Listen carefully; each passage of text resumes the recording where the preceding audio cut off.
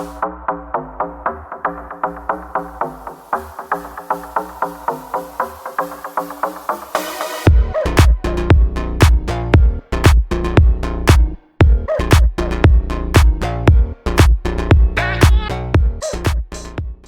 à tous. Bonjour.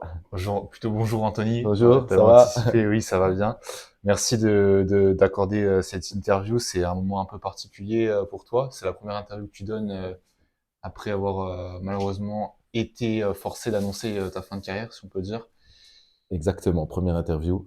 Donc, c'est avec plaisir que je fais ça avec toi. Comment tu vas? Ça va? Ça va? Tes moral est bon quand même? Le moral est bon. On a connu mieux, mais le moral est bon. Allez, on va dire ça. Bon, tu seras plus avec un ballon de basket autour des mains en train de courir. Il y aura le ballon de basket, tu pourras rester statique. Mais voilà, pour introduire cette vidéo, pour ceux qui ne savent pas encore, tu as dû être forcé, comme on le disait, contraint à tout simplement stopper ta carrière après 33 ans de carrière. Exactement, après 33 ans. Donc, dû à un problème cardiaque, une malformation. Donc, à 39 ans, j'ai dû dire stop. Et peut-être une autre carrière commence. Hmm. Comme je vais passer mes diplômes d'entraîneur. Donc, voilà. C'est avec plaisir que je vais passer mes diplômes. C'est souvent la logique attendue chez les basketteurs. Tu t'y attendais pas forcément, donc tu n'avais pas forcément anticipé cela. Mais qui est Anthony, avant de reparler du basket, qui est Anthony en dehors du basket, si tu veux un peu te présenter rapidement? Alors, bah, Anthony Pivati, je suis né en 1986, pour les plus jeunes. Donc, je suis né à Metz, donc je suis un Messin pur souche. J'ai commencé le basket à Metz et j'ai fini à Nilvange. Mais j'ai commencé le basket à 6 ans et me voilà, 39 ans devant toi. Et voilà. Tu as fondé une famille aussi, tu es papa depuis peu de temps. C'est un basketteur qui a grandi, qui a mûri, qui était désormais avec Nilvange, on peut dire un ancien. Moi, je t'ai plutôt connu comme ça sur la, si on peut dire la fin de ta carrière. Je t'ai plus connu sur la fin que sur le début. Exactement. Donc, j'ai une petite fille de 5 ans. Donc, je voulais qu'elle me voie jouer. Donc, elle m'a vu jouer. Bah, allez, à partir de 3 ans, elle commençait à se rendre compte, commençait à connaître les règles et tout. Donc, ça m'a fait plaisir. Et oui, j'étais à Nilvan. Bah, cette année, j'étais le plus ancien. L'année dernière, non, il y avait plus ancien, Mike. On lui passe le bonjour. Et j'ai souvent été l'ancien ces dernières années. À Metz aussi, on avait une équipe de jeunes en N3 et j'ai été aussi l'ancien, mais ça me dérange pas d'être l'ancien, de donner des conseils et de montrer l'exemple sur le terrain. Justement, comment tu commences ta carrière? Tu nous parlais un peu tout à l'heure du SMEC. SMEC Messin, ça démarre là-bas, puis il y a cette Alors, fusion avec le exactement. SBC après. Ça démarre à l'âge de 6 ans, donc au SMEC. Donc à l'époque à Metz, il y avait 3 clubs, la SPTT Metz qui existe encore, le CO Messin et le SMEC. Donc moi j'ai commencé au SMEC à l'âge de 6 ans. Et ensuite, 2 ans plus tard, on a formé le MBC en réunissant le SMEC et le CO Messin. Donc, grâce à Philippe Horry, entre autres, et à d'autres personnes, mon papa aussi qui était un peu dedans aussi. Donc, j'ai connu les débuts du Metz Basket Club. Donc finalement, c'est une histoire de famille, le basket dans la famille Pilati. Exactement, mon père a joué aussi. Mon père a joué aussi au Messin aussi. Donc, c'est une histoire de famille. Il a voulu me mettre au basket, même si dans la famille, on est un peu foot C'est ce aussi. que j'allais dire, ouais. Donc, mais il m'a mis au basket. J'ai tout de suite accroché au basket.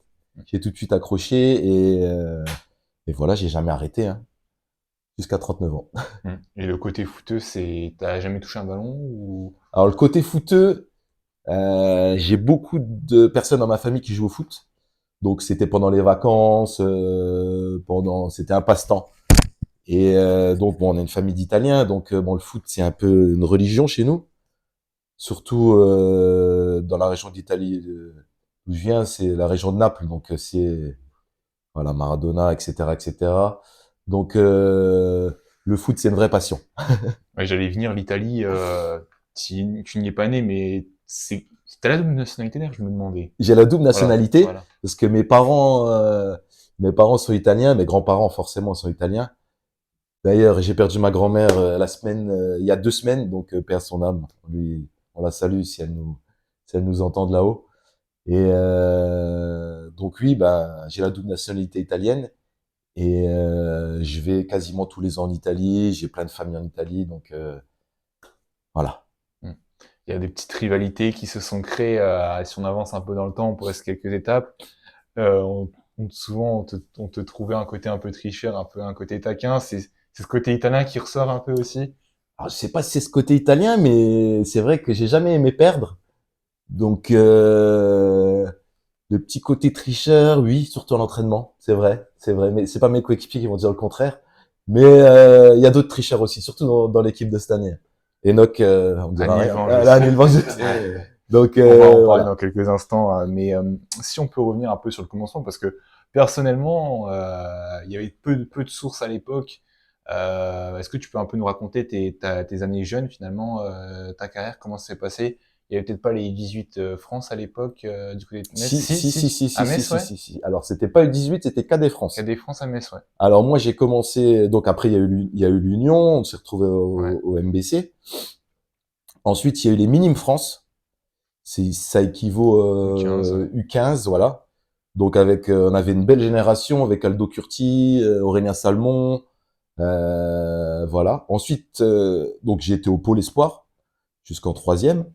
C'était à Metz que ça se passait? C'était à Metz, au Collège Ouais, Arsenal, ouais. comme il y a toujours maintenant. Et donc avec l'équipe de Lorraine, on avait fait une belle compétition. On avait battu l'Alsace dans le tournoi Grand Est. Ouais. On avait été en finale championnat de France. Ça faisait plus de 50 ans que l'équipe de Lorraine n'avait pas été en finale du championnat de France. Donc nous, on l'a fait, on a perdu en finale contre l'Île-de-France. Mais la génération d'après, les 87, d'Aurélien Salmon, Aldo Curti, ils ont été champions de France. Donc sur les 2 années 86-87, on a fait 2 belles performances et bah, si on regarde maintenant les équipes de Lorraine, c'est compliqué. Mm. C'est compliqué de battre l'Alsace On va en parler, déjà. ouais. Mm. Et voilà. Donc ensuite, KD France. J'ai fait 2 années de KD France avec Éric Deschamps comme coach. Et la dernière année de KD France, j'étais donc le samedi soir, j'étais avec la pré-nationale de Metz et le dimanche avec les KD France. Donc j'ai fait toute une année avec 2 matchs où je jouais, donc j'étais pas juste sur le banc avec la Ouais. prénat. Donc mais j'en garde de bons Ouais, souvenirs. on voit au niveau du sourire que tu souris. Ouais. Ça dit quoi ce sourire? Est-ce que tu peux un peu plus nous expliquer? Ouais. Alors en fait, Éric Deschamps c'était mon coach le dimanche et mon coéquipier le samedi. Donc bon, on était souvent ensemble. Donc c'était franchement dans le basket, lui c'est comme un second père pour moi. Mm. Franchement, ensuite il a coaché la N3 de Metz. Tu l'as retrouvé, je crois, même en N2. Je l'ai retrouvé en Prénanier. N2 aussi. Donc j'ai fait 2 années en prénat. La deuxième année en prénat, on est monté, on a fini invaincu, on est monté en N3 avec Metz. Donc là, on avance dans le temps. On On est avance dans le 2015 à temps peu et près. il n'y avait pas eu l'Union encore, c'était Ah encore non, que le ok. Metz BC. Ok, c'est bon. Ok. C'était Ok. encore que le Metz BC, on est resté 3 ans en N3. On s'est maintenu 3 ans en N3 avec le MBC. La troisième année, on est descendu en prénat. Et c'est l'année d'après, on a fait l'Union avec Sainte-Marie-aux-Chelles. Ok. C'est là Voilà. où ça monte. Avec Éric Deschamps comme coach. Et c'est là où ça monte en N2 avec une équipe. On avait vraiment une grosse équipe avec les frères Rad, Mamadou Doucouré, Thomas Bismeyer, Vincent Fernandez qu'on va jouer samedi, Étienne Bébin aussi qu'on va jouer samedi euh, à Sainte-Marie. On avait vraiment une grosse équipe. Franchement, je crois que c'est une des meilleures équipes dans lesquelles j'ai joué. Humaine, à la fois humaine et Humaine, qualité. il y avait que des joueurs du coin, il y avait et puis on jouait à Sainte-Marie, la salle était remplie tous les week-ends.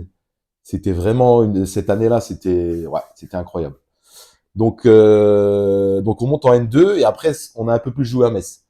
On jouait une fois à Metz, une fois à Sainte-Marie. On a resté quelques années en N2. Sur les dernières années N2, j'alternais N2, N3. J'étais, comme on avait l'équipe B en N3, On est à peu près en 2015, exactement, on 2016. a à peu près 2015-2016. Donc, j'ai été un peu plus avec la N3, avec une équipe de jeunes, vraiment de jeunes, Enzo, Léonard. Bon, Léonard, il joue plus avec nous, il joue pas avec nous à Nilvange, mais Baptiste Guérandel aussi. Donc, on avait vraiment une équipe de jeunes. On s'est maintenu, pareil, on s'est maintenu pendant 3 ans en étant une équipe B en N3. C'était pas facile parce que bon, personne, c'était avec des joueurs du coin, quoi. C'était des joueurs formés à Metz. Donc, on a réussi à se maintenir 3 ans. Après, je suis parti à Nilvange et ils sont descendus en prénat. La boucle s'est inversée et Voilà. t'as passé de longues années à Metz, très longues années. Très longues années à Metz. Comment tu les résumerais en une phrase, là, ces années à Metz? Alors, déjà, moi, quand j'étais jeune, alors je regardais déjà les seniors, ils étaient en prénat, hein, c'était rien du tout, hein, c'était de la prénat. Hein. Ouais, Régional 1, maintenant. C'est Voilà. plus, ouais. Mais quand t'es jeune, tu regardes ça comme, on dirait, c'est un match NBA, quoi. Ouais. Et en fait, il y a une saison où j'avais 16 ans, hein, j'étais encore en cadet, et ils jouent la montée en prénat sur le dernier match. Donc, celui qui gagnait, il montait. Encore en prénat ou en N3? En N3. C'était match de prénat, mais ça monte en Ok, N3. ouais, ok. Donc, c'était contre une équipe vosgienne, Saint-Dié. Ils étaient tous les deux premiers ex-aequo. Ouais. Et ce match-là, je m'en souviendrai tout le temps parce que c'était à l'Arsenal, mais il y avait 2000 personnes. C'était n'importe quoi. Ouais. Et c'est le souvenir que j'ai. Et après ce match-là, je me suis dit, mais en fait, c'est là que je veux jouer. C'est des matchs comme ça que je veux jouer. Et donc, on en a joué. Bon, il n'y avait pas tout le temps 2000 personnes à Arsenal, hein, bon, mais il y a eu des matchs où c'était bien rempli et des matchs de N3 où c'était chaud, quoi. Donc, c'est ce match-là qui m'a fait rester à Metz pendant longtemps. Et voilà. Bon, après, il y a eu des choses, le monde évolue, il y a beaucoup d'emblématiques, de joueurs emblématiques qui sont partis. Tu citais Sainte-Marie, tu citais Nilvange. Mm, Il y a différentes choses qui se sont produites à Metz. Est-ce que tu es parti, j'avais posé cette question à Kevin Kelly, qui est aussi à Nilvange maintenant, est-ce que tu es parti en bon terme avec Metz? Alors, moi, Ton départ a c'était lieu il y a compliqué. 3 ans, hein, c'est Mon ça? départ a lieu à 3 ans. Alors, moi, En j'avais eu 2022. mon problème de cœur qui s'était déclaré déjà il y a 3 ans. Donc, pendant 8 mois, j'avais pas joué. Donc là, j'étais encore à Metz. Donc, la saison d'après commence et je me voyais mal revenir comme ça, comme une fleur, intégrer l'équipe N3 de Metz. Surtout que je savais pas au niveau de mon niveau, Ouais. je savais pas si j'avais encore le niveau pour jouer en N3. J'avais quand même 36 ans, donc je savais pas quoi faire. Et c'est de là que le projet de Nilvange est apparu.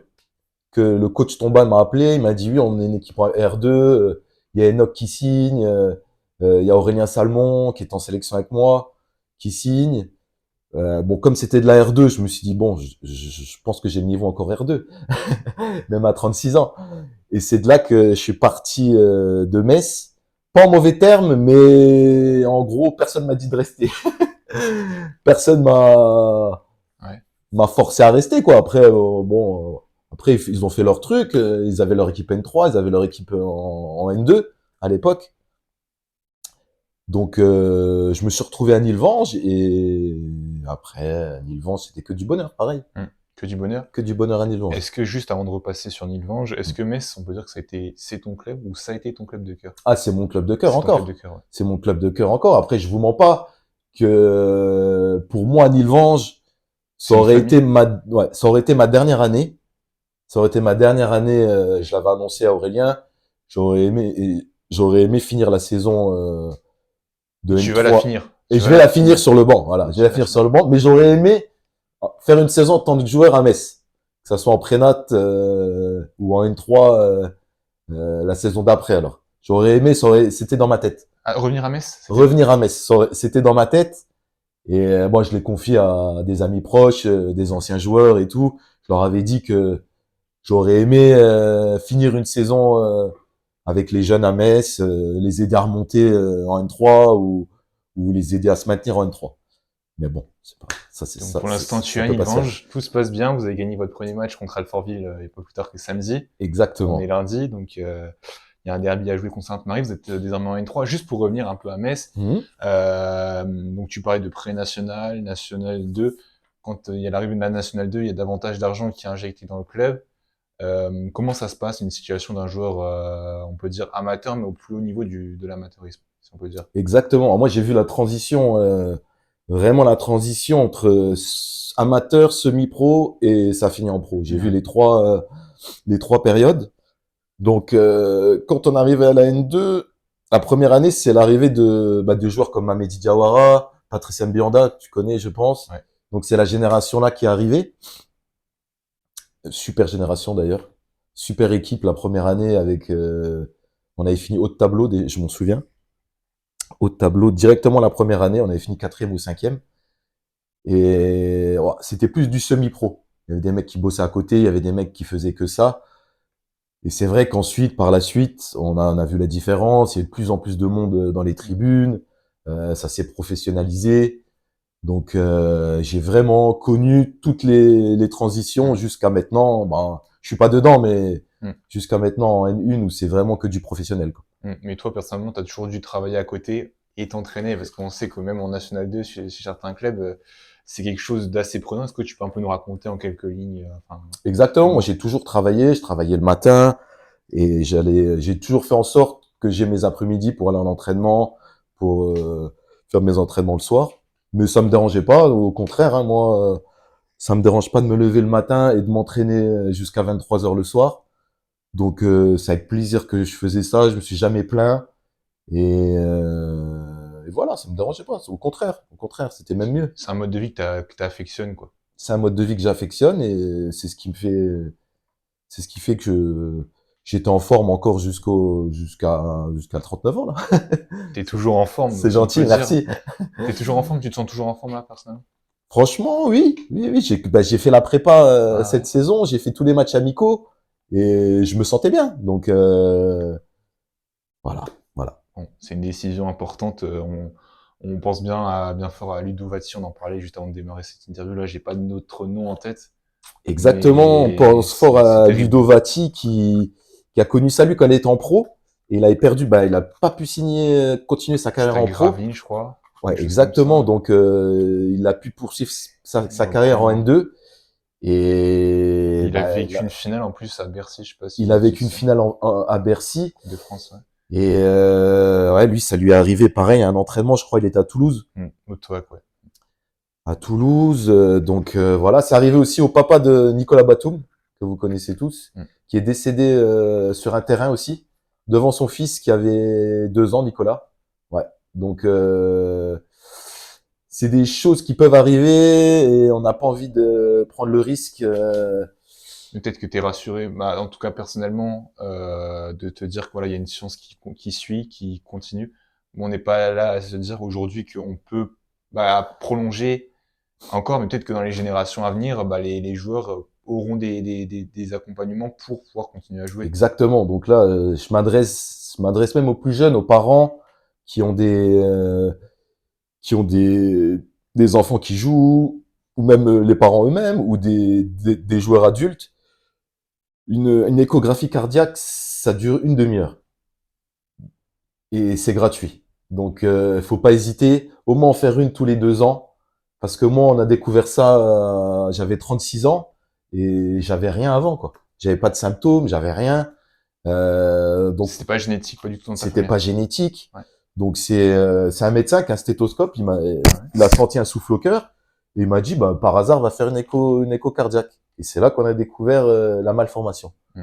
Donc, voilà, je m'adresse à ceux qui me regardent, les enfants. Ça prend une demi-heure et au moins on est sûr que le cœur va Tu, bien. tu penses que ça devrait être systématique avant de signer une licence? Je pense que tous les ans ou tous les 2 ans, Oui, ça devrait être on obligatoire. connaît bien sûr les certificats médicaux, ce genre d'examen, Ouais, mais voilà, non, mais ça c'est, ouais, ouais, je pense pas que ça soit pas fiable et suffisant. ça, Ouais. c'est pas suffisant.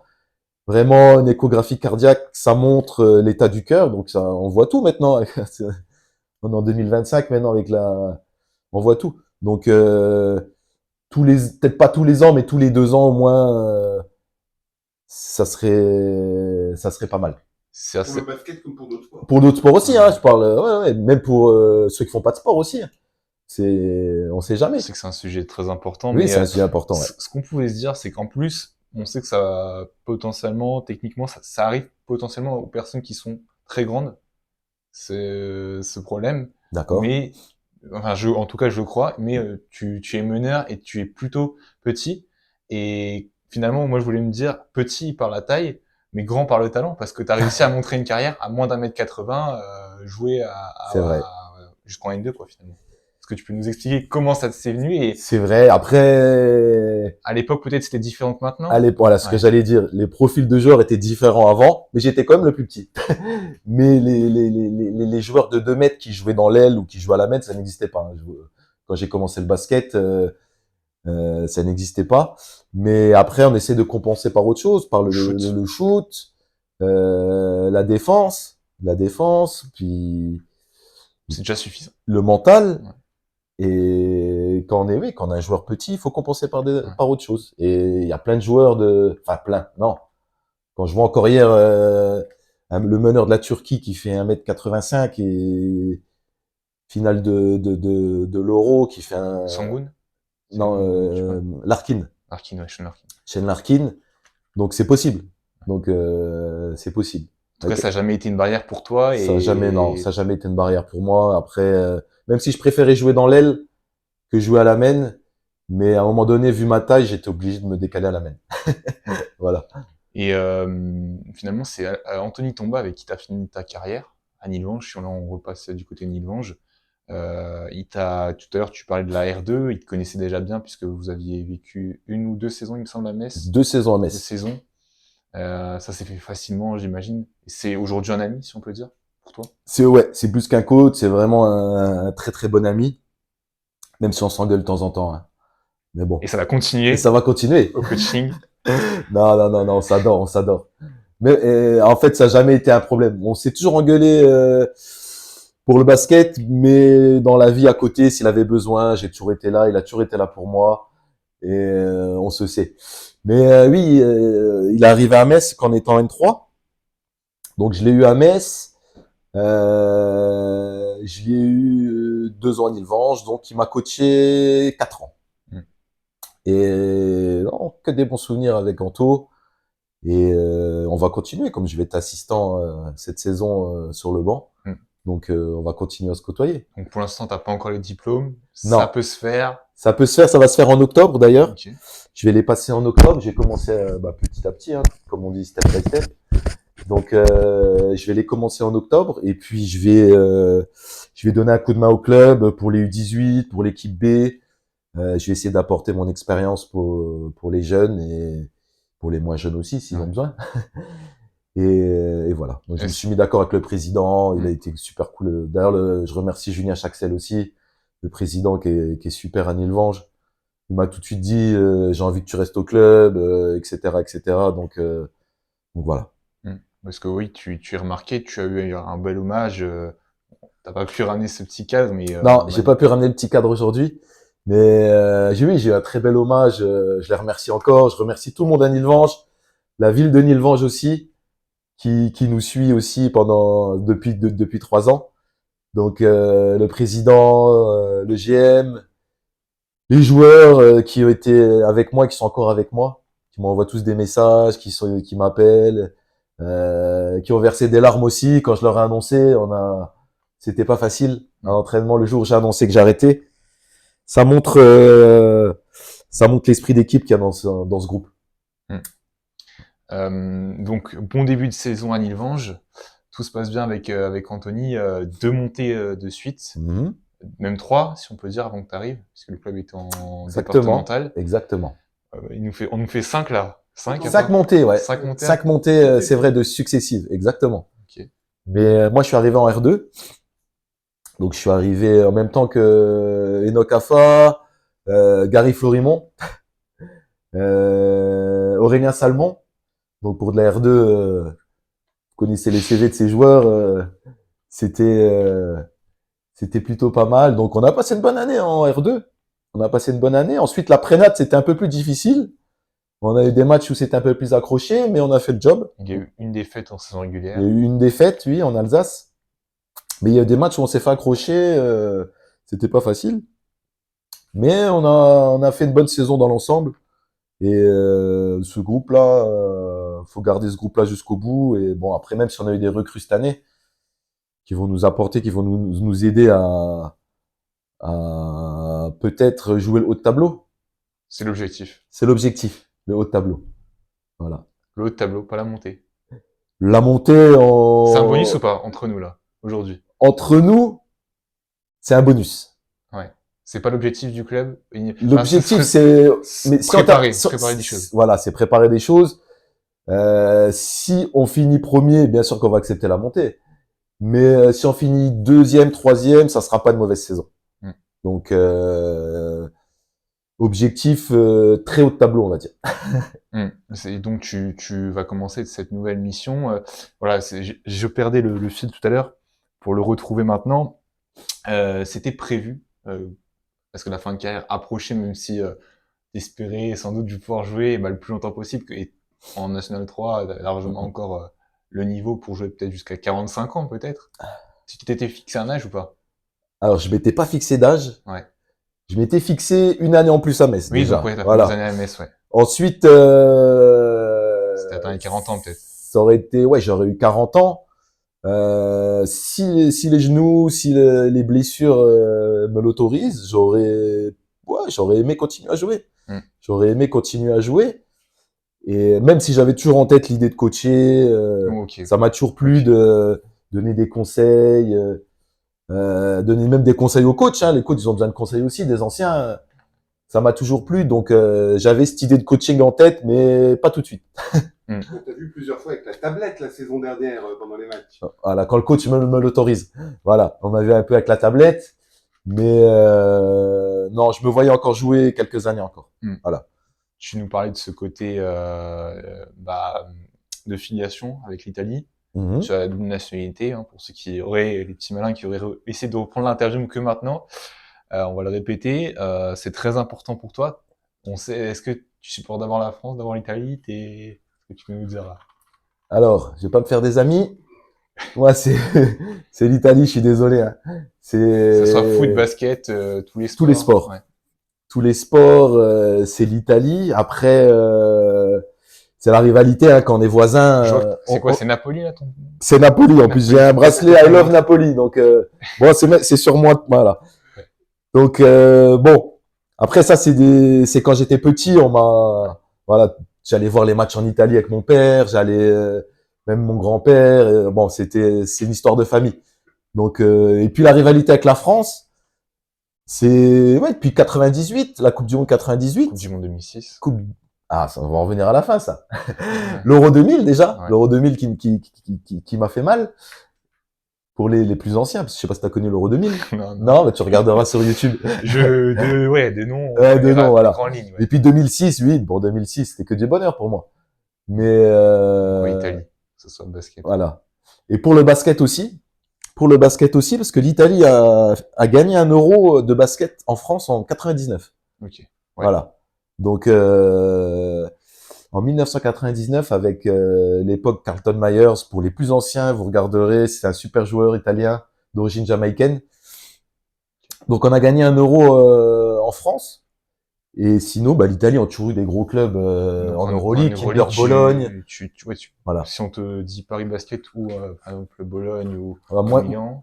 Moi, en fait, ça a toujours été Kinder Bologne avec Ginobili et un Français, Antoine Rigaudot, une légende du club à Bologne. C'était mes premiers matchs de basket que je regardais en Europe. C'était Kinder Bologne, c'était Ginobili et Rigaudot. Ils sont sur le même. Ces deux légendes à Bologne, ils sont comme ça. Rigaudot, c'était un super joueur. Super joueur. Les jeunes, je pense pas que vous connaissez, mais pour les plus anciens, ça vous parle. Par Limoges, hein, notamment. Alors Rigaudot, il est passé. Je sais pas s'il est passé par Limoges. Peut-être, ouais. Mais je sais qu'à Kinder Bologne, c'était son apogée et en équipe de France aussi. Il a eu une médaille olympique, il me semble que c'était à Sydney, médaille d'argent, perdue en finale contre les États-Unis. Donc c'est une légende en France et en Italie. Donc c'est un peu j'allais te poser la question, un peu tes mentors, si on peut dire, ces deux-là. Exactement. c'est un peu mes mentors avec un autre joueur. Par contre, c'est un joueur espagnol, c'était Juan Carlos Navarro, Ok. que j'ai sur les joueurs européens. C'était vraiment Ouais. mes mentors. Et pour les Américains, je suis plus de l'époque Allen Iverson. Ok. Voilà.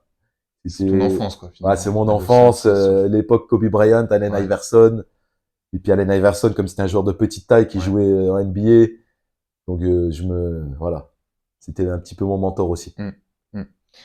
Maintenant, tu nous parlais tout à l'heure de la formation. Tu disais, ouais, maintenant, c'est plus comme avant. Voilà, alors, est-ce qu'on a moins de licenciés? Est-ce qu'on arrive moins à garder les joueurs du cru?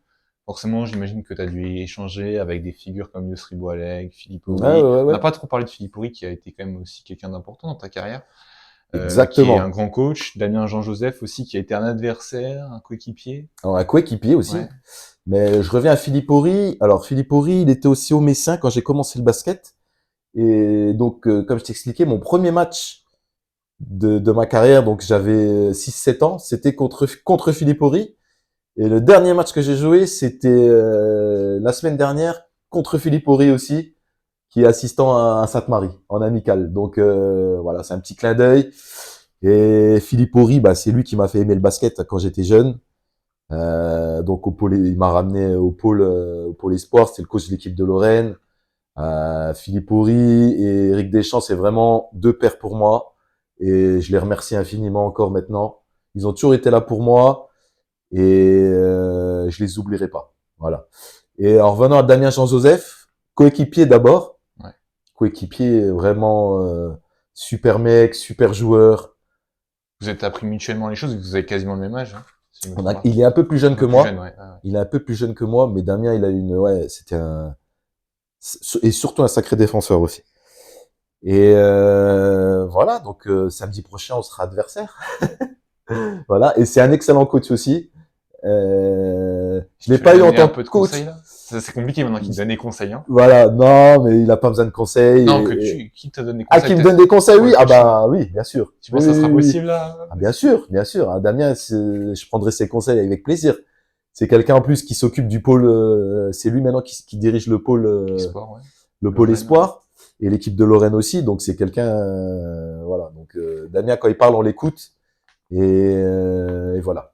Donc finalement, si on revient sur cette formation, aujourd'hui on a moins de joueurs qui arrivent à sortir du cru.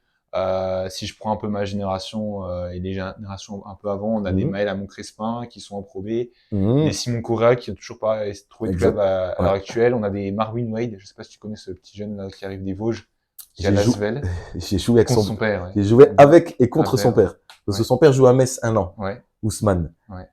Et c'était pareil, un excellent joueur, Ousmane. C'était un super mec, pareil. Donc il est resté 1 an à Metz et super dunker, des qualités physiques incroyables. Son fils c'est plus un qui va plus, bon en tout cas peut-être tu le connais pas, mais plus à ton profil. Je l'ai vu jouer Ouais, aussi son fils, c'est vrai. ouais, Mais ouais, alors génération Maël. Alors Maël, je l'ai connu, on était en N2. Il avait 14 ans, il s'entraînait déjà avec nous. Donc, ouais, et quand je vous dis s'entraîner, il faisait plus que s'entraîner, il nous donnait du mal hein, à ouais. 14 ans. Donc, ça vous montre le niveau du joueur. Simon Correa, pareil, profil intéressant, grand, mobile, avec du shoot. Et bon, là, il a plus de club, mais bon, je m'en fais pas pour lui, il va trouver, il est encore jeune. Et le fils de d'Ousmane, je connais moins, je l'ai moins Ouais. vu jouer, mais Un peu plus jeune, hein, et un quatre peu cinq plus ans de jeune, moins, ouais. mais ça montre que la région, il y a quand même des jeunes Ouais. qui Mais arrivent à peut-être ce qu'on jouer. a du mal aujourd'hui, c'est de garder des jeunes dans les clubs, c'est peut-être ce que tu dis. Alors, est-ce que maintenant, là où tu es, on sent qu'à Nilvange, il y a une sorte de projet, mais c'est avec l'académie, on a Jeuf qui est en train de connaître une grosse phase de transition, Sainte-Marie qui a essayé de récupérer quelques jeunes, mais Sylvange qui a aussi du mal, si on cite un peu les grands clubs, en Ouais, tout cas ouais, ouais, ouais, ouais. du territoire nord-lorrain, quoi. Alors déjà dans la région, faut savoir qu'il y a un seul centre de formation, c'est Sluc Ouais, Nancy. ouais, ouais. Donc déjà Qui prend, je peux me permettre, qui prend des joueurs de l'extérieur qui aussi. prend des Ouais. joueurs de l'extérieur. Mm. Donc les jeunes joueurs forts de la région, ils vont à l'extérieur. Ouais. Comme bon, Baptiste Guérandel, il est parti au centre de formation à Blois, ouais. Blois. Voilà, Noah Kouakou, pareil, il est parti. Ils sont tous partis à l'extérieur. Ensuite, on essaie de les récupérer quand ils commencent à avoir 18-19 ans.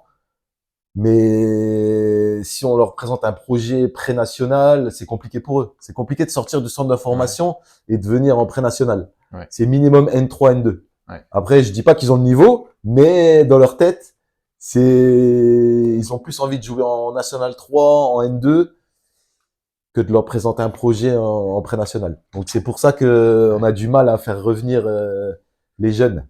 Pour toi, le projet de Metz, là, que tu suis encore, Bien sûr, je suis encore. encore souvent en échange. Ouais. Il est intéressant ce projet entre guillemets d'académie. Bah, c'est ce qu'il fallait faire depuis des années. C'est ce qu'il fallait faire depuis des années.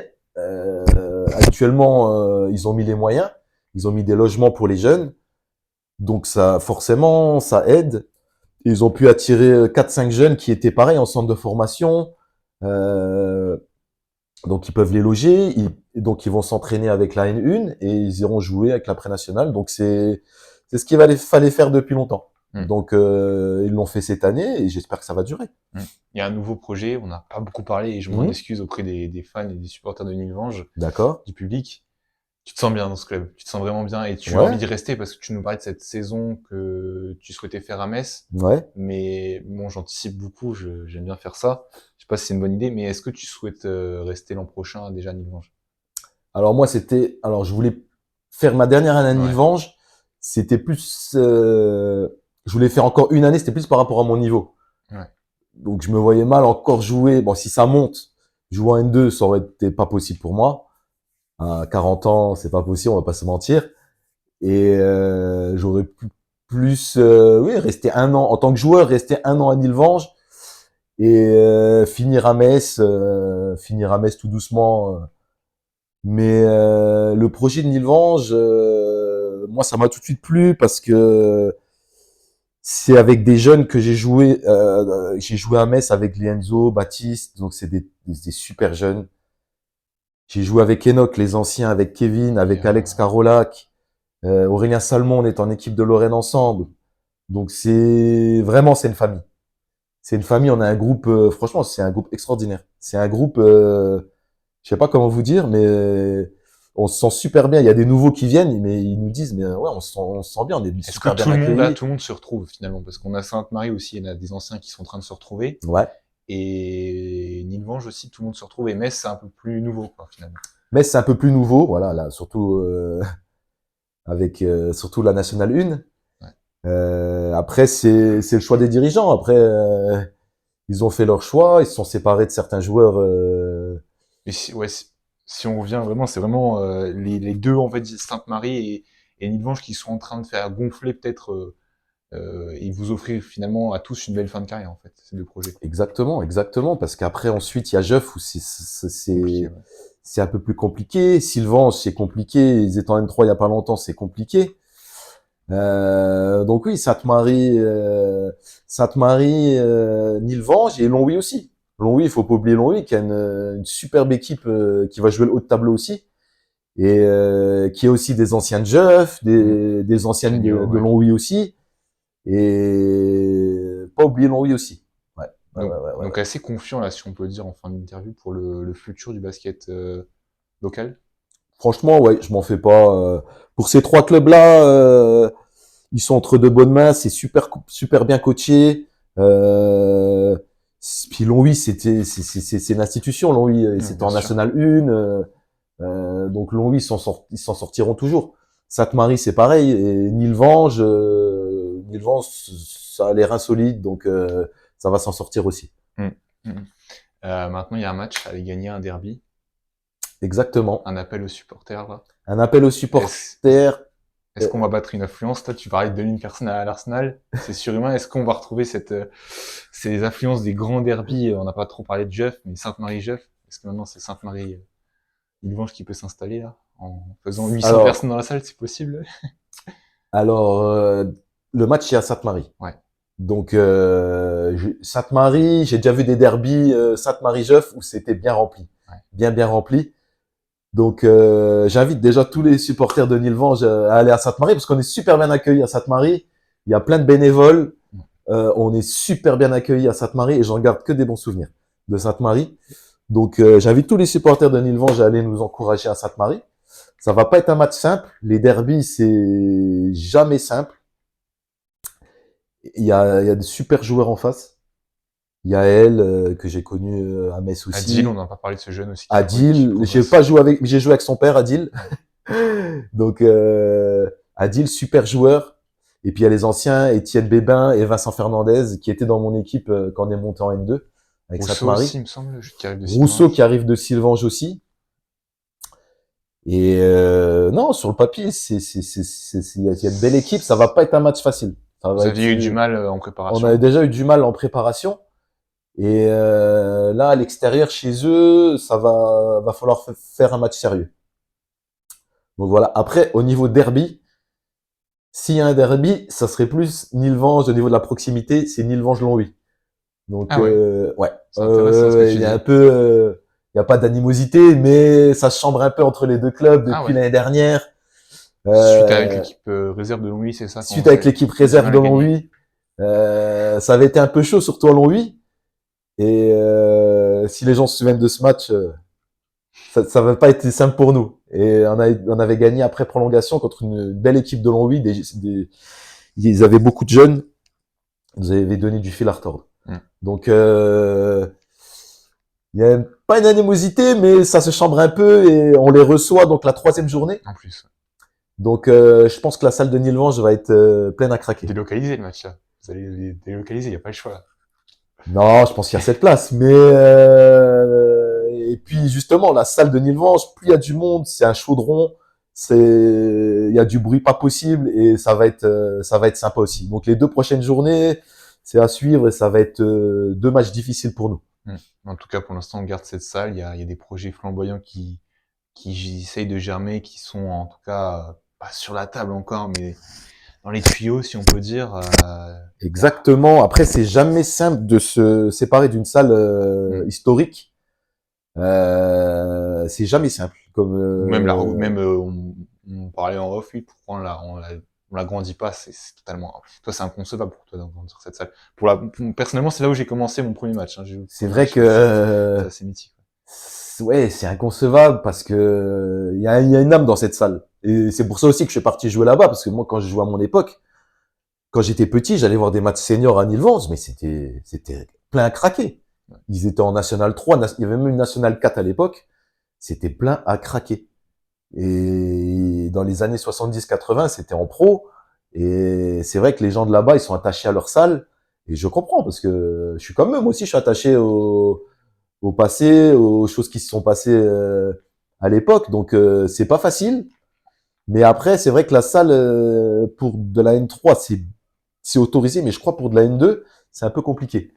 Je sais pas si c'est homologué N2. Je ne sais pas parce qu'il faut peut-être des places assises. Place des assise, sièges. il faut un tableau, il faut changer Ouais. au niveau de la marque, il faut changer. Donc, Ça, c'est une formalité, mais. oui, c'est une formalité. C'est plus, la capacité pour Voilà, laquelle je je sais dis. pas. Après, il y a une salle à Algrange dans la ville à côté qui est pas mal aussi. On s'y entraîne. C'est un beau palais des sports. C'est beaucoup plus grand et ça peut accueillir des matchs de N2 facilement. Donc c'est une potentielle solution, peut-être pour le derby, on ne sait pas, si vous allez jouer là-bas. Non, pour le Non. derby, je pense pas. On va garder la salle à Nilvange. Je pense que les gens, même la mairie, elle préfère. On va entasser ça et on va mettre les gens sur le banc avec nous s'il faut. Mais non, ça va faire du bruit et je pense qu'il y aura beaucoup de monde de Longwy aussi. Mais s'il y a un match à pas rater, voilà, c'est ce match-là chez nous. Ça sera quoi, le 27 septembre. 27 septembre, exactement. Voilà. Le rendez-vous rendez-vous est donné. Avec nos Le amis de rendez-vous Longwy. est donné, mais est-ce que ça nous dit pour une fin d'interview qu'Anthony Pelati va rester maintenant attaché à Nilvange ou c'est un peu trop dur d'y répondre à cette question? Rester attaché à Nilvange? Non, Ouais. moi je serai toujours attaché à Nilvange. Après, on a un projet, il n'y a pas que l'équipe 1. On aimerait créer d'autres équipes jeunes. Et ça marche plutôt bien, je crois que vous avez Et ça marche joué des équipes alsaciennes. Voilà, des équipes exactement. jeunes. Donc il va y avoir besoin de coach, il va y avoir besoin d'aider d'autres équipes. L'équipe B, elle est en R2 aussi. L'équipe B, On a un projet de monter en pré-national. Donc, il y a plein d'autres projets. Il n'y a pas que l'équipe 1. Faut pas faire cette erreur de se concentrer que sur l'équipe Certains première, clubs l'ont fait comme certains clubs l'ont fait par le passé. ouais. Et il faut attirer des jeunes dès le plus jeune âge et les faire monter. Et moi, c'est ma vision des choses. J'aime bien que les jeunes ils gravissent les échelons et Ouais. que ça finisse en équipe première. Mm. Et que ça joue en équipe première, que ce soit des joueurs importants en équipe première. Ça, c'est ma vision des choses. Comme je l'ai fait à Metz. C'est un cas maintenant désormais assez unique. Hein. Enfin, il reste plus beaucoup de joueurs comme toi. C'est ce qu'on constat qu'on faisait. Ouais. Oui, après, j'en ai pas en tête, mais déjà à Metz, non, il y a plus personne. Le dernier, c'était Étienne Horry. Étienne Horry qui a commencé à Metz. Après, Il a eu des péripéties assez folles. Bon, une carrière qui a été coupée. Hein. il a pas eu de chance, il est blessé, mais c'était un super joueur, Étienne Horry. C'était dans sa génération, il faisait partie Meilleur de France, quasiment. d'Europe. Ouais. D'Europe. Il était dans le 5 européen de sa génération. Étienne Horry, on se rend pas compte, mais c'était un sacré joueur, Étienne Horry. Et donc, il est formé à Metz. Après, dans les catégories jeunes, il était ailleurs, mais c'est le dernier c'est vrai que ça m'a fait un peu mal au cœur de le voir partir de Metz, de pas garder des joueurs qui ont commencé à Metz. Je dis pas faut qu'il y ait 11 joueurs du cru ou 12 joueurs du cru, mais il faut un mix des deux. On le voit dans beaucoup d'équipes en Alsace. Vous allez aller jouer des équipes peut-être même parisiennes, certaines. Ouais. C'est comme ça, quoi. Ouais, en Alsace, c'est vrai que c'est souvent le cas. Il y a un beau mix des deux, en région parisienne aussi. Et c'est vrai que c'est même pour les gens qui viennent voir les matchs, c'est toujours mieux d'avoir des jeunes qu'on voit depuis tout petit, ouais. on peut s'identifier. Et, et voilà. Après, il y a eu Enzo aussi, Hilbert, qui a eu sa chance un peu en National 2. Lui aussi, il a commencé à Metz en U16, je crois. Et il a joué un petit peu, il a fait quelques matchs d'N2. Après, c'est pareil. Lui, ils l'ont pas trop donné sa chance. Donc c'est pour ça qu'après, il est parti à Nilvange. D'ailleurs, il est né à Nilvange, il revient à Nilvange. Donc on a déjà un mec du coup. Ouais, voilà. On en a deux avec Aurélien Salmon. Donc voilà, c'est intéressant. Bientôt un troisième, on sait pas. Peut-être bientôt un troisième, on sait pas. Mais non, on verra.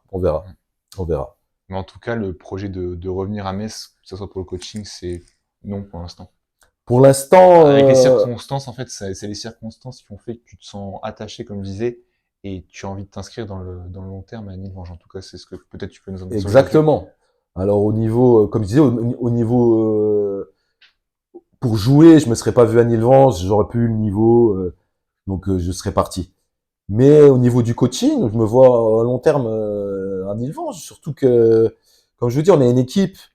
Il y a des mecs, c'est une famille. C'est Kevin Kali, il vient souvent chez moi, on regarde les matchs ensemble. Enoch, c'est pareil.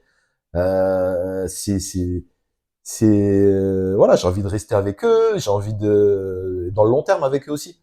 Donc et puis le président il m'a appelé directement, il m'a dit on aimerait que tu restes. Donc forcément à un moment donné quand on monte de l'affection comme ça, t'as envie de rester, t'as pas envie d'aller voir ailleurs quoi. Donc voilà, pour l'instant je suis à Nilvange et je vais rester quelques années à Nilvange encore. Pour voir continuer le club évoluer. Exactement. Et pourquoi pas d'ici un an. Pour les plus ambitieux, pas de superstition, mais tout est possible pour un National 2. Tout est possible. Hein. Après, le projet, c'est de monter, dans les années à venir, c'est de monter National 1, National 2, oui, National 2, National 1. Après, on n'est pas pressé. Si ça se fait pas cette saison, ça sera peut-être l'année prochaine, peut-être dans 2 ans. Mais j'ai confiance au président et je sais que ça se fera. Donc, mais il faut pas être pressé. Voilà.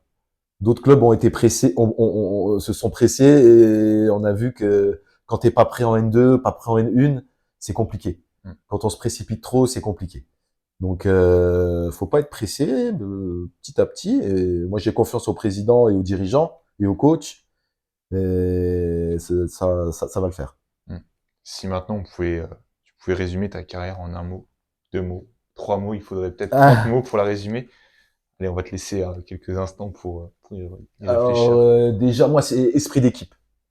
Esprit d'équipe, parce que Par rapport à mes coéquipiers, c'est vrai que j'ai toujours tout fait pour mes coéquipiers. Après, je les ai même fait passer avant moi. Je vais pas donner d'exemple, mais bon, j'ai rendu des services à des jeunes qui venaient d'arriver, même des anciens qui venaient d'arriver. Je les ai toujours fait passer avant moi parce que je suis comme ça. Dans Et l'éducation que tu as reçue. voilà, l'éducation que j'ai reçue. Donc, et puis des gens qui venaient de l'extérieur, c'est pas facile hein, de changer Ouais. de région, de venir à Metz en plus. Les gens ils se disent à Metz, ah, c'est la campagne, y a rien. Donc voilà. Moi j'ai toujours eu cet esprit de groupe et c'est pour ça que j'étais triste d'arrêter de jouer parce que ça va me manquer quoi. Mm. C'est l'après-match dans les vestiaires, pareil, les après-entraînements, bon, je serais en train de T'es obligé, quoi. Tu t'es obligé, sinon tu vis plus, quoi. Si tu ouais, quittes non, ce monde, quoi. j'ai connu ça, j'ai toujours connu ça. Ouais. Ça fait 33 ans que je joue et j'étais encore hier avec des anciens joueurs. J'ai joué avec des mecs à 8, 9 ans et on est encore ensemble hier avec nos enfants et tout. Donc voilà. C'est ce qui, moi, c'est l'esprit d'équipe. L'équipe, ça passe avant tout. Mm. Voilà. Et donc la flamme du basket ne s'arrêtera jamais. Jamais, jamais. C'est impossible. C'est impossible. Inconcevable. Non, c'est inconcevable. Ça fait partie de ma vie et ça fera partie tout le temps de ma vie. Et je vous dis, quand t'as connu ça depuis l'âge de 6 ans non-stop, c'est impossible de. Parce qu'on de connaît passer à autre certains chose. joueurs qui lâchent, quoi, enfin, ou qui se décrochent des choses, Mais mais il y en a plein, oui, il y en a plein, qui ont arrêté. qui prennent un peu de recul. Mais toi, vraiment, peut-être du recul, des jeunes à qui j'étais en sélection de Lorraine qui avaient un sacré niveau, qui ont arrêté à 18 ans, 19 ans, 20 ans. Parce que oui, ils avaient plus cette flamme, ils avaient plus cette envie où ils voulaient faire autre chose. Ouais. Donc, mais moi non, je suis toujours resté dans le basket. Ça t'a aidé à grandir le basket, ouais. Oui, ça m'a aidé à grandir en tant qu'homme, il y a rien de meilleur que le sport. Et le basket, voilà, c'est partie de ma vie, donc voilà. Bah écoute, je crois que c'est une belle conclusion. C'est gentil, C'est merci. une belle conclusion. Merci à tous de nous avoir écoutés. On va remercier Vincent Eblinger qui est votre photographe, vidéaste, Exactement. commentateur à Nilvange. Exactement, Qui a pris le temps et qui a pris le temps de nous recevoir. Exactement, je l'ai connu à Metz. Bon, c'est Super gars. Et maintenant, il a Nilvange avec nous. On est très, très content de l'avoir. Et surtout en commentateur. Hein. Et mon surnom, tu sais, c'était quoi? C'est lui qui me l'a donné. Volcano. Et pourquoi des mots que t'aurais pu dire avec clutch aussi. Et Clutch. pourquoi Volcano? Volcano, parce que de temps en temps, j'étais chaud hein, sur certains matchs. Et, Mais la flamme ne s'éteindra pas. Et la flamme ne s'éteindra pas aussi. C'est ce qu'on voilà. veut dire. Le volcan Donc voilà, c'est lui qui m'a donné ce surnom-là. Et voilà, on le remercie, on lui fait plein de bisous. Voilà.